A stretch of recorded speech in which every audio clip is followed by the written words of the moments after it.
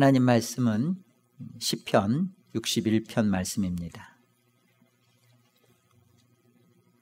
우리 61편 1절로 8절 말씀 다 같이 합독하도록 하겠습니다. 시편 61편 1절로 8절 자, 함께요. 하나님이여 나의 부르짖음을 들으시며 내 기도에 유의하소서. 내 마음이 약해질 때 땅끝에서부터 주께 부르짖으오리니 나보다 높은 바위 위에 나를 인도하소서. 주는 나의 피난처시요 원수를 피하고 견고한 망대이심이니이다. 내가 영원히 주의 장막에 머물며 내가 주의 날개 아래로 피하리이다. 셀라. 주 하나님이여 주께서 나의 소원을 들으시고 주의 이름을 경외하는 자가 얻을 기업을 내게 주셨나이다. 주께서 왕에게 장수하게 하사 그의 나이가 여러 대에 미치게 하시리이다. 그가 영원히 하나님 앞에서 거주하리니 인자와 진리를 예비하사 그를 보호하소서. 그리하시면 내가 주의 이름을 영원히 찬양하며 매일 나의 소원을 이행하리이다. 아멘. 시편 61편은 이렇게 표제에 이렇게 되어 있죠. 다윗의 시, 인도자를 따라 현악에 맞춘 노래. 이 시점은 다윗이 쫓겨나갔다가 이제 BC 979년경쯤 되는데요. 예루살렘 성에서 왕으로 있다가 쫓겨나서 다시 그 광야에 있다가 돌아오면서 지은 시예요. 1절을 보면 하나님이여 나의 부르짖음을 들으시며 내 기도에 유의하소서. 내 기도를 살펴달라는 것이죠. 지금 다윗이 부르짖어요. 어디에서 왜 부르짖는가? 2절에 보면 우리 2절 다 같이 한 번만 또 합독해 봅시다. 함께요. 내 마음이 약해질 때 땅끝에서부터 주께 부르짖으오리니 나보다 높은 바위에 나를 인도하소서. 땅끝에서부터 주께 부르짖는다 그럽니다. 지금 다윗이 처하고 있는 장소는 예루살렘 이 성전으로부터 이게 동쪽으로 가죠. 요단강 동편. 요단강을 지나서 지금 마하나임이라는 광야에 있는 상황이에요. 그런데 거기서 기도를 하면서 부르짖는다라고 지금 다윗이 말합니다. 이 땅끝이라고 마하나임 지역을 그렇게 말한 이유는 장소적인 땅끝이 아니라 히브리인들의 표현 방식이에요. 하나님의 성소로부터 멀리 이렇게 떨어졌다는 느낌을 가질 때 땅끝이다라는 표현을 씁니다. 하나님의 임재와 하나님의 얼굴로부터 소외되어 있다, 그곳으로부터 멀어져 있다라고 본인은 그것을 땅끝으로 지금 말을 하는 거예요. 이 땅끝에 있는 다윗의 상황은 어떤 상황이냐면 여기 마음이 약해질 때 그러죠. 내 마음이 짓눌릴 때라고 지금 표현을 하는 겁니다. 지금 다윗이 왜 이런 그 상황으로 설명을 하냐면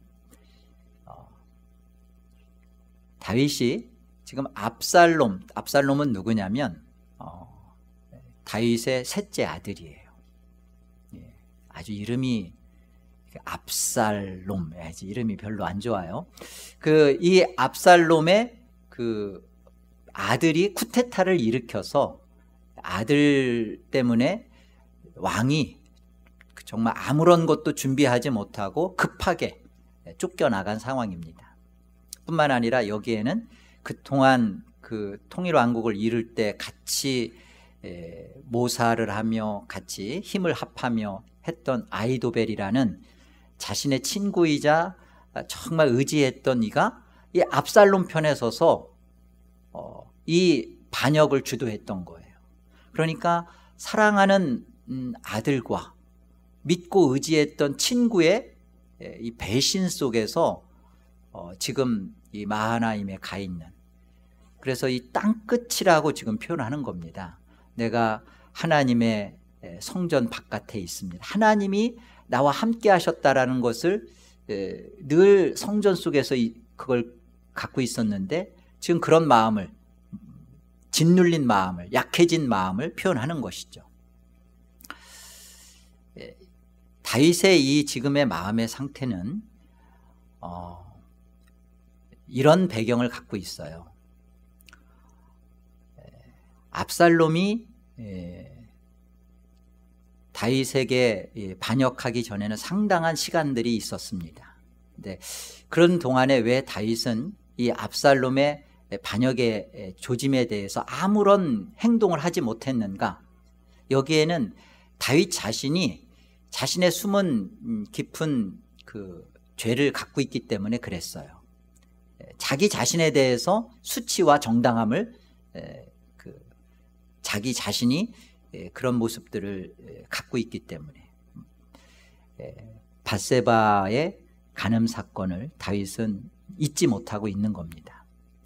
그런데 이 첫째 아들인 그 암논이 그 유일한 딸이었던 디나를 강간하죠.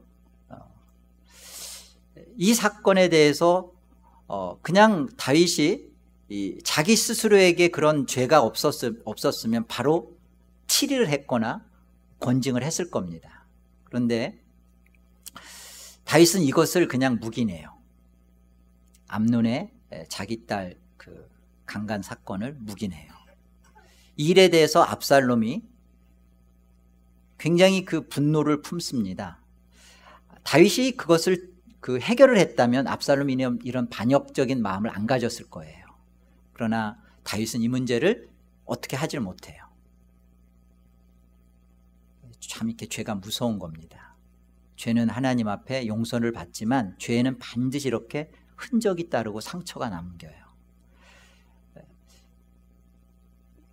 이런 사건 속에서 압살롬이 암논을 죽이고 그리고서는 도망을 가요. 그리고 도망간 오래 있었던 그 압살롬에 대해서 다윗도 아무런 제재를 하지 않아요. 그런 상황에 요압 장군이 압살롬을 다시 그 헤브론에서 다시 예루살렘으로 불러 드립니다. 드리고 3년 동안 다윗이 이 압살롬을 보지도 않고 내버려 두고 있어요. 이때 압살롬이 반역을 꾀하고 있는 시간이죠. 다윗 자신에게 있어서는 그 사랑하는 자식에 대해서 좀 생각하는, 편애하는 마음 때문일 수도 있었지만 다윗 자신 깊은 곳에 있는 죄된 마음 때문에 어떻게 하지 못하는 그런 시간들을 지내고 있었던 겁니다. 교회도 마찬가지예요. 교회도 지도자들이 영적으로 순결하고 진실하고 거룩해야 합니다. 그리고 교회에 이런 그 문제가 나타났을 땐 반드시 교회가 이것을 함께 치리하고 권징하고 다스려야만 이런 그 반역이라는, 쿠데타라는 일이 발생하지 않는 거죠. 다윗 스스로가 하나님 앞에 그 밧세바와 우리아의 살인 사건으로 인하여서 아들의 간음 사건, 또 사랑하는 친구의 또 반역 사건, 이 모든 것들을 지금 경험하며 지금 마하나임이라는 곳에 가서 이것을 깊이 생각하고 있는 거예요. 내가 왜 이 지경이 되었는가? 내가 왜 사랑하는 내 아들과 의지했던 친구로부터 내가 이렇게 왜 배반과 외면을 당할 수밖에 없었는가? 지금 그 마음속에서 그 굉장히 그 노년에, 다윗의 노년에 이것을 돌아보면서 부르짖고 있는 것입니다. 자, 여기 우리가 보면 다윗이 이렇게 부르짖는다라고 얘기하는데요. 왜 부르짖는가? 그 땅끝으로 가 있는 다윗이 부르짖고 있는 이유가 무엇인가? 우리가 생각할 때 다윗이 이제 빼앗겼던 왕권을 다시금 하나님께 돌려주세요. 내가 다시 왕이 되게 해주세요. 내지는 내 떨어졌던 이 명예가 실추되었던 내 이름이 다시 회복될 수 있게 해주세요. 하나님 나를 다시 인정해 주세요. 사람들이 나를 다시 왕으로 칭송하게 해주세요. 이런 것으로 부르짖는다라고 생각하면 오해해요. 왜냐하면 이거는 쫓겨나가서 그 상황에서의 시가 아니라 돌아오면서 지은 시예요. 그리고 우리 4절과 5절을 한번 보실래요? 내가 영원히 주의 장막에 머물며 내가 주의 날개 아래로 피하리이다. 주 하나님이여 주께서 나의 서원을 들으시고 주의 이름을 경외하는 자가 얻을 기업을 내게 주셨나이다. 그러니까 이미 다윗은 자신이 부르짖는 것이 왕권의 회복을 이렇게 부르짖는 게 아니라 이미 그 왕권은 회복된 상태에서 오고 있는 거예요. 그러니까 부르짖는 것이 다시 왕이 되게 해주세요라고 부르짖는 게 아니라 지금 다윗은 부르짖는 내용이 다른 겁니다. 4절의 말씀처럼 영원히 주의 장막에 머물게 되었고 주의 날개 아래로 내가 피합니다. 그러면서 5절에 보면 주께서 나의 소원을 들으셨다는 겁니다. 내가 그 마하나임 땅끝에서 하나님 앞에 간곡히 내 자신을 하나님 앞에 되돌아보며 하나님 앞에 기도했던 그 나의 소원, 내가 하나님 앞에 기도했던 그 소원을 들으시고 내가 왕으로 지금 돌아가는 거예요. 입성은 다시 하는 겁니다. 그러면서 이 하나님을 경외하는 자에게 얻을 기업을 내게 주셨다. 그 기업이 뭐예요? 주의 장막과 주의 날개예요. 내가 하나님의 성소로, 하나님의 그 계신 임재의 그곳으로 지금 다윗이 그것을 소망하며 가는 것입니다. 왕으로서의 그 영광과 명예를 회복받으며 왕으로서의 하나님이 지금 나와 함께 한다는 그 하나님 앞에 부르짖음이 아니라 이제 알았다는 거예요. 이제 정말 나를 알았다는 거예요. 여러분, 다윗은 왕으로서 노년에 이 밧세바의 간음 사건이 있을 그 당시에 왕으로서 다윗은 무엇인가 하나님으로부터 자기의 신앙을 잃어버린 상황이었어요. 내가 진짜 누구였는가? 나는 정말 어떤 자인가? 나는 하나님의 은혜가 어떻게 나에게 임한 자인가? 이런 것에 대해서 다윗은 정말 진짜 자신이 누구인지를 잃었던 순간이 그 노년의 왕으로서 있었던 상황이었습니다. 한가하게 그 마음의 안일과 그 무력감 속에 있었던 시간이 그 시간인데, 하나님은 이 시간 다윗의 죄조차도 사용하셔서 압살롬과 아히도벨의 이런 쿠데타를 통하여 다윗이 쫓겨나갔는데, 그 쫓겨나가 있는 그 상황 속에서 다윗이 정말로 보게 된 것, 찾게 된 것, 내가 다시 왕이 되면 행복하겠다가 아니라 나는 정말 무엇으로 행복할 수밖에 없는 존재인가를 만난 거예요. 땅끝에서. 나는 왕으로서 있을 때가 나의 진짜 모습이 아니라 나는 하나님 앞에 하나님이 나와 함께 하시고 그 하나님이 나의 기업이 되시며 하나님의 장막과 하나님의 그 날개, 그 하나님의 날개는 뭘 말하냐면 그 법궤와 그 법궤 뚜껑을 말하고 있는 거예요. 그 하나님의 말씀과 그 하나님의 말씀대로 살지 못하는 나를 쉬운 자, 하나님의 자비가 덮어주시는 그 은혜. 내가 하나님 앞에 무엇을 하겠습니다라는 그런 신앙의 자기 모습이 아니라 하나님이 나를 사랑하시고 덮어주시고 하나님이 함께 하심으로 내 인생을 살피시며 나는 그 하나님 속에 있을 때 진짜 참 만족이 있는 존재라는 것을 지금 이 땅끝에서 그것을 깊이 경험하고 맛보고 있는 것입니다. 시편 84편에 가보면 주의 궁정에서의 한 날이 다른 곳에 첫날보다 나은즉 악인의 장막에서 사는 것보다 내 하나님의 성전 문지기로 있는 것이 좋사오니 그러죠. 여기 주의 궁전이라는 것은 주의 뜰입니다. 하나님의 성전에서의 한 날이 내가 다른 곳에서 첫날을 사는 것보다 더 좋다. 악인의 장막, 배부르고 그리고 그 풍요롭고 부유함 속에서 있는 것보다 내가 내 하나님의 성전 문지기로 있는 것이 이것이 정말로 좋다. 이 고라 자손들이 표현했던 것처럼 다윗이 이것을 가진 거예요.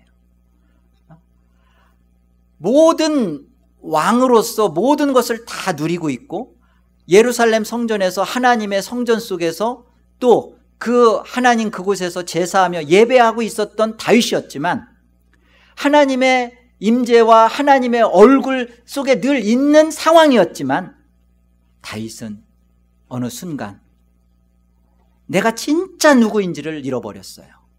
내가 하나님의 어떤 은혜, 내가 하나님을 놓쳤어요.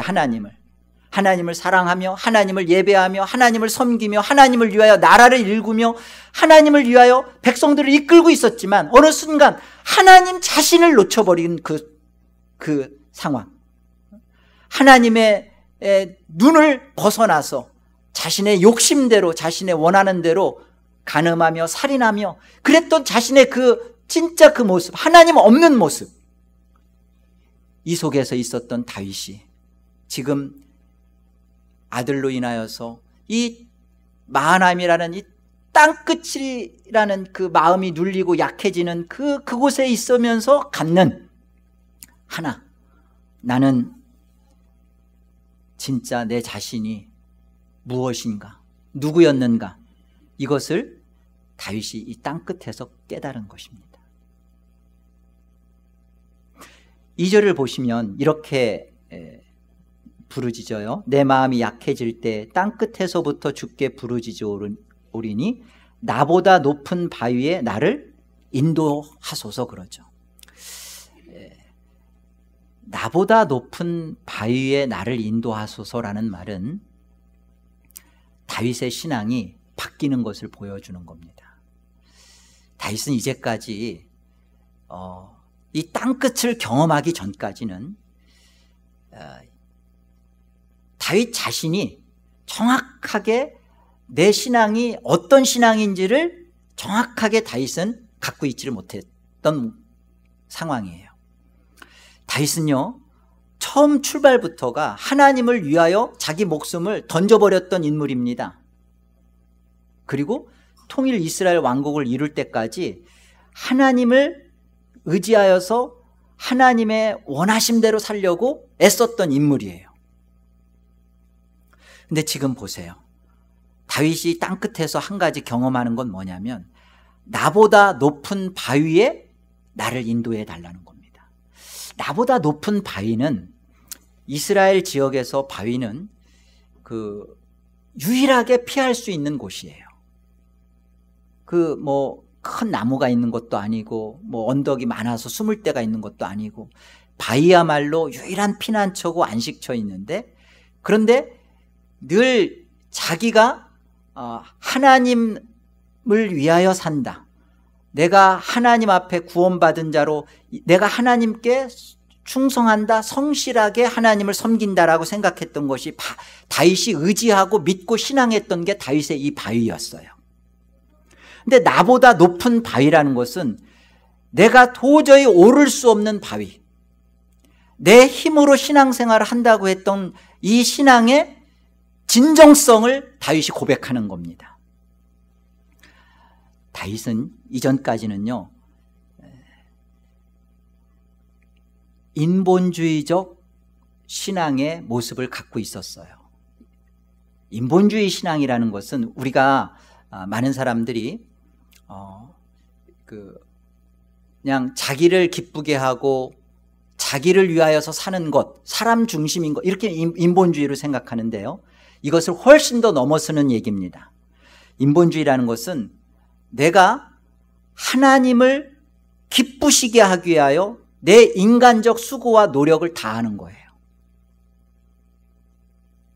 여러분, 다윗은 하나님을 위하여 그가 그 마음속에 가졌던 그 진심이라든지 성실이라든지 하나님을 향하여 쏟아냈던 모든 것들이 다윗에게 있어서는 그게 최선이었고 최상이었어요. 그랬던 다윗 속에 자기가 정말 생각하지도 않았던 경험, 자기 속에서는 도저히 있을 수도 없을 일을 끔찍하게 만난 경험, 이 밧세바 사건과 우리아 사건이에요. 이 사건 앞에서 다윗은 자기 진짜 모습 앞에 어떻게 하지를 못하고 벌벌벌 떨었던 그런 모습 속에서 이제 그가 쿠데타를 통하여서 이 마하나임이라는 땅 끝에서 비로소 갖게 된 마음은 뭐냐면, 나라는 존재가 내 인간적인 노력과 내 인간적인 방법으로 하나님을 기쁘시게 한다는 것이 얼마나 자기 자신을 제대로 파악하지 못한 모습인지. 신본주의라는 건 그런 거예요. 다른 게 아니라 내가 하나님을 기쁘게 하겠다는 나의 인간적인 노력과 수고 자체가 내 자신에게서는 있을 수 없다는 것을 정말로 인식하고 깨닫고, 하나님이여, 하나님께서 나를 위하여 마련하신 것을 내게 주시옵소서, 하나님이 내게 정말로 주시고자 하는 그것을 내가 받기를 원합니다. 하나님, 나보다 높은 바위에 나를 인도하소서. 내가 나를 의지하여 내가 하나님을 섬긴다고 하고 내가 나 자신을 감추며 내가 하나님을 편든다고 했던, 내가 의지했던 내 바위, 이거 말고 내가 도저히 오를 수 없는 바위, 그 바위로 나를 인도해 달라는 것입니다. 다윗이 진짜 구원자를 구하는 거예요. 진짜 오실 메시아를 다윗이 정말 만나는 거예요. 여러분, 이게 하나님이 기뻐하시는 신앙입니다. 사람들은 자꾸만 하나님이 우리를 위하여 무엇을 원하시는지, 하나님이 정말로 우리에게 주시려고 하는 것은 나보다 높은 바위인 이것을 주시려고 하는데, 사람은 이것은 외면하고 끊임없이 자기가 무엇인가 하나님을 위하여 해야 된다고만 생각하고 그것을 통하여서 하나님 앞에 영광을 돌린다고 생각을 해요. 그러면 어떻게 되죠? 노년의 다윗처럼 내가 하나님을 믿고 고난과 환난을 겪어왔는데 이게 제정신에 한 건가? 나는 신앙생활을 해왔는데 내가 이게 뭐에 속아서 이렇게 온 건 아닌가? 나는 정말 이렇게 내 인생을 온전히 하나님 앞에 바쳤는데 제대로 한 건가? 여러분, 다윗이 실패했다니까요. 왜 다윗의 실패를 성경이 왜 기록하며, 다윗이 지금 마하나임이라는 땅 끝에서 왜 부르짖고, 그가 정말로 부르짖으면서 그가 기업을 얻었다, 주의 날개와 주의 장막, 내가 기업을 얻었다는 그 기업을 왜 다윗이 기록하며 찬양하며 감사하며 그가 이렇게 돌아오면서 하나님 앞에 기뻐하는, 이것을 왜 그러는지를 여러분 생각하셔야 돼요. 다윗의 실패가 저와 여러분의 실패가 아니라고 생각하면 안 됩니다. 다윗의 실패는 저와 여러분에게 있어서 하나님이 반드시 우리가 구원의 자녀라면 주실 실패예요. 이 실패를 통해서 얻게 되는 것이 있기 때문에 그렇습니다. 이 실패를 통하여 다윗이 얻은 게 뭐죠? 우리 3절을 한번 보세요. 3절 우리 같이 한번 읽습니다. 함께요. 주는 나의 피난처시요 원수를 피하는 견고한 망대이심이니이다. 다윗이 이제까지 자기가 의지하면서 만들었던 자기 바위가 아니라 자기 꾀로 자기가 이렇게 하면서 숨어 다녔던 바위가 아니라 내가 도저히 오를 수 없는 바위, 그것은 오직 주가, 하나님이, 이 하나님을 참으로 얻는, 이 하나님이 주시고자 하는 그 하나님께서 다윗의 인생 가운데 참으로 만나고 그 다윗의 인생을 통하여 그분을 허락하시려고 하는 그 하나님, 오실 예수 그리스도를, 그분을 다윗이 이렇게 만나는 거예요. 예수 그리스도 한 분을 얻게 되는 것은 땅끝에서 벌어진 놀라운 감사요 축복입니다. 나의 나됨으로 살아왔던 다윗, 내가 하나님을 사랑한다, 내가 하나님을 섬긴다, 내가 하나님을 위해 이렇게 봉사한다, 애쓴다, 이렇게 살아왔던 나의 나됨이 철저하게 무너지고 하나님의 하나님 되심의 현장이 요게 땅끝이에요.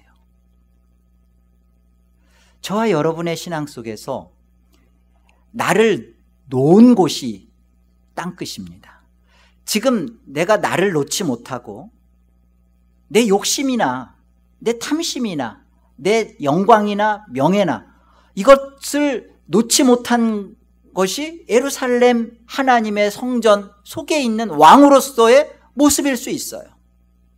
뿐만 아니라 그곳에서 정말 하나님을 위하여서 내가 무엇인가를 열심히 감당하며 수고하고 애쓰고 있지만 그곳에서 여전히 나의 나됨을 가지고 하나님 앞에 있다면 그것은 여전히 그는 여전히 땅끝을 경험하지 못한 자입니다. 진짜 땅끝은 나라는 존재가 하나님 앞에 정말 놓아진 곳이에요. 하나님의 하나님 되심이 내 안에 만난 곳입니다. 결국은 내가 해서 할 수 없는 문제를 하나님은 내게 주세요. 여러분 혹 몸이 아프세요? 어느 정도 인간이 의사를 만나서 병을 통해서 치료할 수 있으면 그냥 내가 오를 수 있는 바위예요. 그러나 세상 의술이 당신은 이미 세상 치료는 불가능합니다. 그때 비로소 내가 오를 수 없는 나보다 높은 바위를 만날 수 있는 복이죠. 여러분의 신앙생활로 여러분이 하나님을 찾고 여러분이 여러분의 신앙 형태로 하나님을 만나고 있고 그것으로 인하여서 여러분 신앙을 잘하고 있다라고 생각한다면 우리는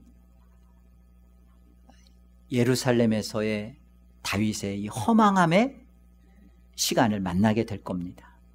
진짜 우리가 땅끝에서 가져야 되는 복은 만나는 은혜는 하나님께서 내 인생 속에 나라는 존재를 무너뜨리고 하나님이 내 자신 속에 온전히 들어오셔서 나를 하나님의 기뻐하시는 하나님의 자녀요 하나님의 것으로 삼아주시는 거예요. 내가 그걸 만나는 것이죠. 나의 땅끝이 정말 어디인가, 나의 땅끝은 나는 경험했는가? 나의 땅끝은 있었는가? 과거에 있었던 나의 땅끝, 그냥 모든 상황에서 내가 손을 댈 수 없는 그런 절망스러운 그런 상황 속에서 하나님이 나를 찾아오셔서 도저히 내 힘으로는 해결할 수 없는 자녀 문제, 물질의 문제, 또 신분의 문제, 이런 곳에서 하나님이 나 자신을 놓게 하고 하나님이 나를 장악하신, 하나님만이 나의 인생의 하나님이 되신 그 시간, 그곳, 그 땅끝이죠. 뿐만 아니라 나는 어느 순간 내가 신앙생활을 잘하고 있고 지금 나는 하나님을 잘 섬기고 있다고 생각했는데 내 안에 하나님이 온전히 내 하나님이 내 안에 계시지 못하는 모습 때문에 방황하고 진리를 찾아 헤매고 있었는데 하나님이 나를 진리 가운데로 이끄셔서 하나님을 얻게 하신 그곳, 나를 깊이 하나님 앞에 흔들어서 나로 하여금 하나님을 찾게 하는 그곳, 땅끝이죠. 저와 여러분의 땅끝은 무엇이에요? 여러분의 진짜 땅끝은 뭐예요? 여러분의 실력과 여러분의 수고와 애씀으로 하나님 앞에 보란듯이 신앙생활하고 있는 자라면 땅끝을 모르는 자입니다. 진짜 땅끝은요, 나라는 존재가 정말로 어떤 존재인지를 깨닫고 그 하나님이 내 인생에 오셔야만 했고 그리고 그 하나님이 내 안에 계심으로 인하여서 나는 이제 다시 돈을 얻거나 건강을 얻거나 다시 세상에 그 무엇을 얻는 것으로의 기쁨이 아니라 이 하나님 앞에서 나의 존재를 만난 기쁨, 그것이 이루어진 곳, 이게 하나님이 정말 구원의 백성들에게 이루시고 베풀어 주시는 진짜 감사예요. 이 땅끝에서의 감사죠. 다윗이 돌아가면서 감사하는 건 그거예요. 왕으로서의 돌아가니까 감사하는 게 아니라 과거 하나님의 성전에서 그 하나님의 얼굴과 임재를 맛보며 기뻐하며 누려야 했던 그 기쁨과 은혜를 다윗이 진짜 얻고 돌아가는 거예요. 나는 하나님이 좋다는 거예요. 나는 하나님의 임재가 너무나 이제 좋다는 거예요.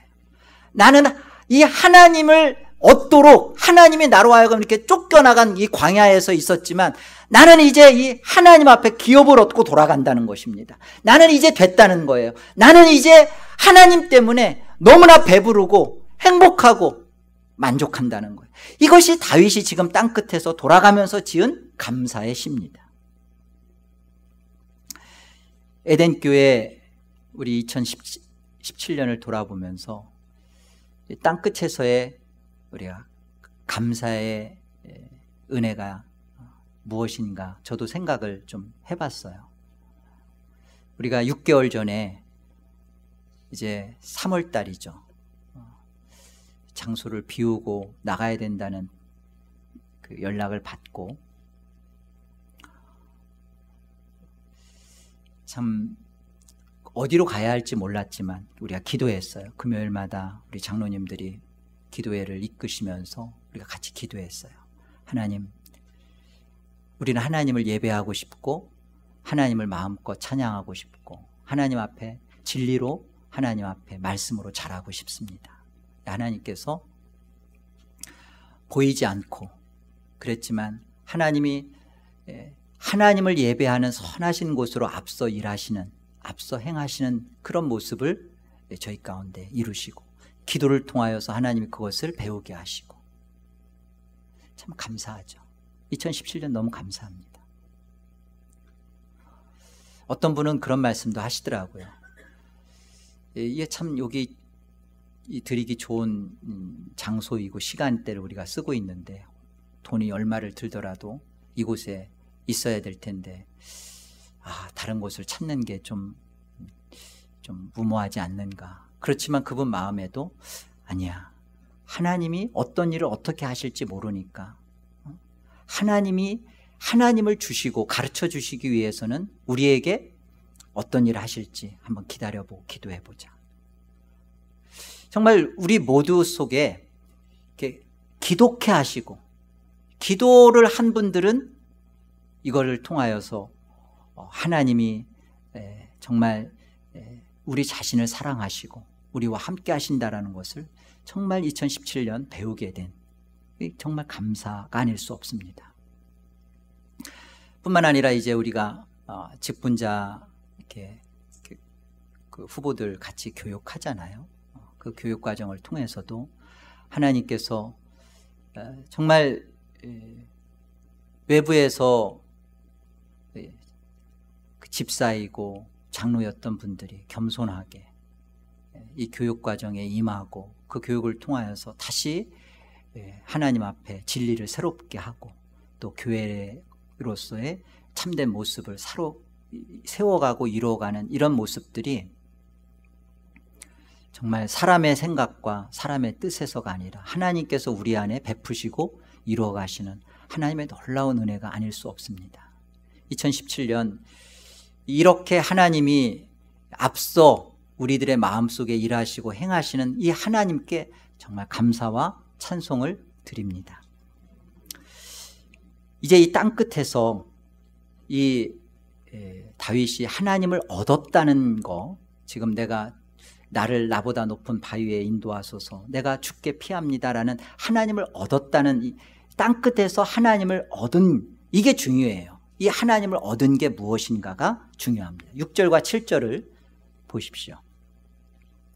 주께서 왕에게 장수하게 하사 그의 나이가 여러 대에 미치게 하시리이다. 그가 영원히 하나님 앞에서 거주하리니 인자와 진리를 예비하사 그를 보호하소서. 여기 왕에게 장수하게 하사 그의 나이가 여러 대에 미친다는 말은 날들이, 왕에게 임할 날들이 계속 보존해 간다는 의미인데요. 1차적으로는 이 왕은 이제 다윗 왕을 의미하죠. 그런데 여기에 대해서 그 찰스 펄전 목사님은 이렇게 주석을 했어요. 이 왕은 6절에서 말하는 주께서 왕에게 장수하게 하사, 이 왕은 예수 그리스도께서 오실 이 다윗의 씨 예수 그리스도를 말씀하는 것이며, 그리고 7절에 그가 영원히 하나님 앞에서 거주한다는 것은 영원 전부터 영원 가운데 계셨던 그 영원한 그 영적 다윗으로서의 영원한 통치를 상징하고 말하는 것이다. 그래서 예수 그리스도임을 설명합니다. 칼빈은 여기 왕에게 장수하게 하사라는 말과 영원히 하나님 앞에서 거주한다라는 의미를 그리스도의 시간이고 그리스도의 오심을 보고 말한 것이다 라고 설명했어요. 자, 그렇다면 주께서 왕에게 장수하게 하사라는 이 다윗이 보았던 이 왕은 1차적으로 자신을 염두에 두고 말한 것이지만 다윗이 얻은 거예요. 다윗이 정말로 아직 예수 그리스도가 구약에서 모세를 통하여서 한 선지자가 올 것이다 계속 예언되었지만, 다윗 자신이 왕으로서 오실 예수 그리스도, 영원한 왕으로서 날들이 영원히 지속될 것이며 하나님 앞에서 영원히 거하시며 통치하실 영적 다윗으로서의 왕, 그 오실 메시아를 정말로 이 다윗이 얻은 거예요. 이 왕이 요한복음 1장 14절에 말씀이 육신이 되어 우리 가운데 거하심에 우리가 그의 영광을 보니 독생자의 영광이요, 아버지 독생자의 영광이요, 그 다음에 뭐라고 되어 있어요? 은혜와 진리가 충만하다 그러죠. 바로 그런 모습처럼 여기 7절에 그가 영원히 하나님 앞에서 거주하리니 인자와 진리를 예비하사 그를 보호하소서. 인자와 진리로, 은혜와 진리로 우리 가운데 오신 예수 그리스도, 이 예수 그리스도를 지금 땅끝에서 다윗이 만난 거예요.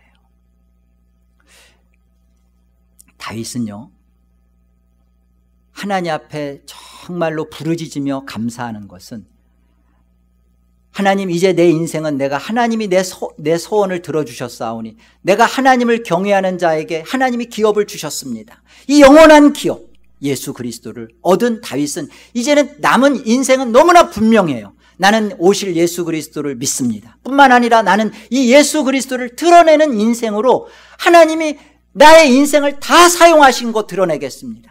내가 골리앗을 죽인 거, 사울을 피하여 계속 10년 동안 그렇게 숨어 지내면서 살은 거 뿐만 아니라 밧세바 간음 사건, 우리아 사건, 이 모든 것은 지금 다윗이 이 한 가지로 압축되는 거예요.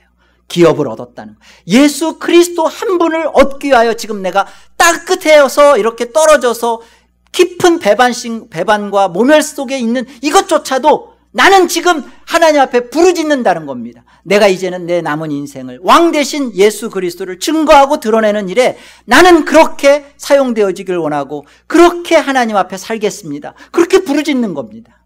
이게 땅끝에서의 다윗의 감사예요. 8절을 우리 다 같이 읽어봅시다. 함께요. 그리하시면 내가 주의 이름을 영원히 찬양하며 매일 나의 소원을 이행하리이다. 이거죠. 왕으로 나를 다시 복귀시켜 주셨으니까 복귀되면, 그런 말이 아니에요. 하나님, 내가 다시 건강을 얻으면, 하나님, 내가 다시 이제 잃었던 재산을 다시 얻으면, 하나님, 내가 다시 자녀 문제가, 이런 얘기가 아니에요. 그 문제를 통해서 나는 도저히 생각할 수 없었던 치욕스러운 저 땅끝으로 떨어져 있었지만 그곳에서 진짜 본 거예요. 나는 누구인가? 나는 하나님을 떠나온, 하나님 없으면 안 될, 이전에는 내가 하나님을 나름대로 섬기고 하나님을 위해서 그냥 모양새를 떨면서 신앙생활했지만 가장 깊은 곳에 들여다보니까 절박한 그 광야 속에서 이슬비를 맞으면서 처절한 속에서 모든 것에 배반과 버려짐 속에서 보니까 나는 정말 하나님 없는 자로 있었구나. 내가 하나님을 정말로 만난 순간 다윗 자신이 보게 되는 것은, 내 인생에 있어서 하나님이 나를 이렇게 하신 것은 내 인생에게 오실 예수 그리스도를 주시려고, 그 예수 그리스도 한 분을 만나서 드러내도록 내 인생을 허락하셨고, 이 모든 상황은 그것을 만나도록 베풀어 주신 하나님의 축복이구나. 내가 이제는 돌아가서 내가 주의 이름을 영원히 찬양하며 매일 내가 하나님 앞에 내가 약속하신 기업이신 예수 그리스도를 드러내는 일에 내 인생을 하나님 앞에 살겠습니다. 그 다음에 다윗이 죄 안 지을까요? 그는 연약함 속에서 죄를 짓지만 이런 하나님 앞에 귀하고 귀한, 하나님 앞에 귀한 복된 칭호를 얻습니다. 우리 사도행전 13장 가보죠. 다윗이 얻은 칭호예요. 21절. 그 후에 그들이 왕을 구하거늘 하나님이 베냐민 지파 사람 기스의 아들 사울을 40년간 주셨다가 패하시고 다윗을 왕으로 세우시고 증언하여 이르시되 내가 이새의 아들 다윗을 만나니 내 마음에 맞는 사람이라 내 뜻을 다 이루리라 하시더니 하나님이 약속하신 대로 이 사람의 후손에서 이스라엘을 위하여 구주를 세우셨으니 곧 예수라. 하나님은 다윗을 이 하나님의 마음에 맞는 사람, 하나님의 마음에 합한 사람으로 하나님은 뜻을 정하시고 그를 기름 부어 세우셨습니다. 하나님의 마음에 합한 사람이 나타내는 증거가 뭐예요? 23절이죠. 하나님이 약속하신 대로 이 사람의 후손에게서, 다윗에게서 예수 그리스도를, 그리고 이스라엘을 위하여 구주를 세우셨으니 예수라. 이 다윗에게서 예수 그리스도를 보내실 겁니다. 그렇다면 다윗은 예수 그리스도를 만나야죠. 내게서 오실 예수 그리스도를 보낼 하나님의 뜻 가운데 하나님이 그를 세웠어요. 그러면 다윗은 예수 그리스도를 만나야 되는 자요, 드러내는 자요. 하나님의 마음에 합한다는 것은 바로 그거예요. 다윗이 이제는 하나님 마음에 합해서 죄를 쳐다도 안 보고 죄와 상관없이 살고가 아니라 그가 안 거예요. 나는 하나님을 떠난 자요, 하나님 없이는 안 되는 자요, 이런 자에게 나는 예수가 얻어야 할 그 인생이라는 것을 하나님이 가르쳐 주셨고 그 예수를 얻었기에 내 남은 인생은 이 예수 그리스도를 믿고 드러내는, 이 오지도 않은 예수, 아직 십자가에 못 박혀 죽기도 전인 이 예수 그리스도를 영원한 왕이요 나의 구원자로 믿은 다윗, 이게 하나님의 마음에 합한 겁니다.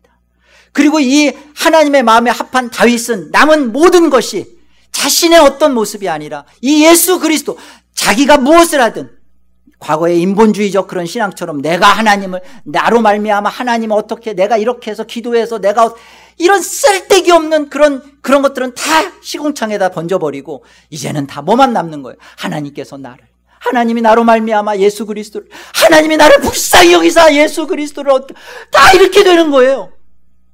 이것이 하나님이 다윗에게 땅끝에서 허락하신 감사입니다. 저와 여러분에게 이런 신앙으로 하나님이 우리 인생을 간섭하시는 것을 감사드립니다. 하나님이 우리 인생 속에 어려움과 아픔을 주셔서 우리로 하여금 세상에서 번영시키고 행복하고 세상을 배부르게 하는 것이 아니라 우리에게 다윗에게 주셨던 것처럼, 다윗은 그 통일을 이루고서 그 왕이 되어서도 자기가 진짜 누구였는지, 자기 안에 정말 필요한 것이 무엇인지 구약적 하나님은 알았지만 이런 나를 위하여 예수 그리스도가 오셔야 되며 그의 십자가의 죽음을 통하여서만이 나는 구원받을 자라는 사실을 이 구약에서 만난 다윗, 그 은총을 저와 여러분에게 주시는 것이 하나님의 뜻입니다. 내 마음에 합한 자라. 너는 죄도 안 짓고 죄도 생각도 안 하고 그러니까 내 마음에 합한 자가 아니라, 하나님 나는 그렇습니다. 나는 하나님 앞에 선하게 살고자 하지만 선할 수 없는 존재요. 내가 하나님 앞에 하나님을 향하여 부르짖지만 내 욕심을 향하여 부르짖는 자요. 하나님, 그러나 이런 내 속에 하나님, 나는 예수 그리스도를 얻었습니다. 이제 나는 예수 그리스도를 드러내며 예수 그리스도를 자랑하며 예수 그리스도를 인하여 기뻐하는 내 인생이 되고야 말았습니다. 어쩌면 좋습니까? 예수 그리스도가 나를 장악해버렸는데, 예수 그리스도 때문에 이렇게 행복한데, 이 사람이 하나님의 마음에 맞는 사람입니다.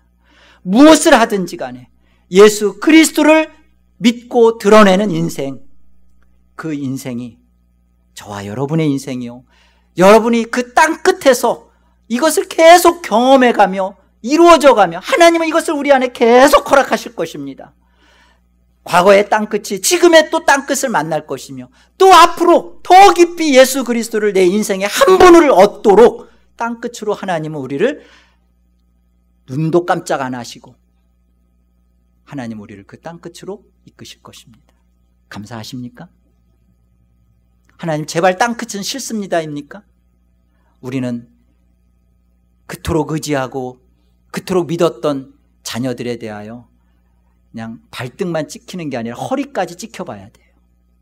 내가 믿고 의지했던 돈에 대해서 우리는 정말 정신이 버떡 나야 됩니다. 세상은 소망 둘 곳이 아니구나. 내가 이 땅에 와서 정말 얻어야 할 이는 나를 위하여 몸을 입고 오셔서 십자가에 죽으시고 다시 오실 예수 그리스도, 이 한 분만이구나. 이 한 분을 드러내며 이 한 분을 자랑하며 이 한 분 때문에 기뻐하며 이 한 분께 감사하는 우리야말로 오늘 이 다윗이 땅끝에서 감사하는 이 감사의 시 속에 함께 참여하는 복된 주의 자녀일 것입니다. 이 복된 영광을 우리가 하나님께 돌리며, 하나님 그렇게 다윗의 인생을 관여하셨다면 내 인생도 그렇게 참여하시고 하나님이 함께 하신다면 좋습니다. 감사합니다. 배부릅니다. 앞으로의 내 인생도 제가 안심하겠습니다. 그리고 이 하나님 앞에 감사하는 인생을 제가 어떤 상황에서도 땅끝에서조차도 이제는 저는 그렇게 할 수 있겠습니다. 그렇게 감사하는 우리의 복된 추수감사 예배가 하나님 앞에 들려지기를 바랍니다. 기도하겠습니다. 하나님 감사합니다. 다윗이 땅끝에서 다 잃고 나서 무엇이 진짜 나였는지를 깨달은 것처럼 하나님 우리를 땅끝으로 날마다 날마다 해마다 해마다 이끄셔서 나는 하나님을 위하여 신앙한다 하였지만 그곳에 진짜 거짓을 보게 하시고 참되게 하나님 앞에 나 자신을 만들어 가시며 예수 그리스도 한 분만을 정말로 사랑하고 얻도록 내 인생의 진실을 허락하신 하나님께 감사와 영광과 찬송을 돌리나이다.